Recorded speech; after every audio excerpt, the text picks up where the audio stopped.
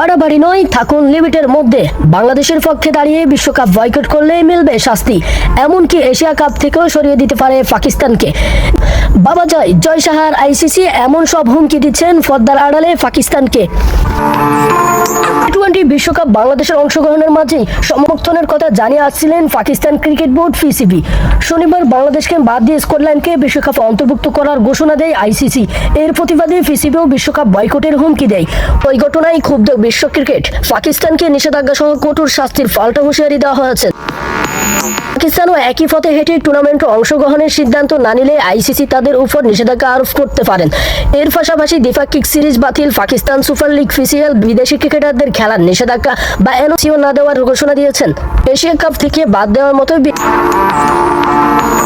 আইসিসির ঘোষণার পরে পিসিবির সভাপতি মহসিন নাকবীর বললেন, বাংলাদেশের সঙ্গে অন্যায় করা হয়েছে। আমি আইসিসি বোর্ড সভাতে একই কথা বলেছি।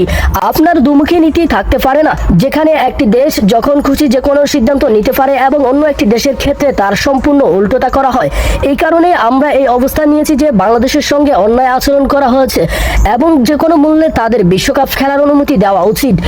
এছাড়াও বিশ্বকাপ বয়কট করার সম্ভাবনা নিয়ে তিনি বললেন, পাকিস্তানের সরকার আমাদের যে নির্দেশনা দিবে বিশ্বকাপে অংশগ্রহণ নিয়ে সেটা হবে যেটা প্রধানমন্ত্রী বলেন। এটা সরকারের সিদ্ধান্ত, আমরা তাদের কথা শুনি, আইসিসি নয়। একটি দেশ অন্য দেশকে নির্দেশনা দিতে পারে না। আর যদি এই নির্দেশনার চেষ্টা করা হয় তবে পাকিস্তান অবশ্যই নিজম্য অবস্থান রয়েছেন। আগে সিদ্ধান্ত আসতে দিন, আমাদের কাছে প্ল্যান ABCD সবই আছে।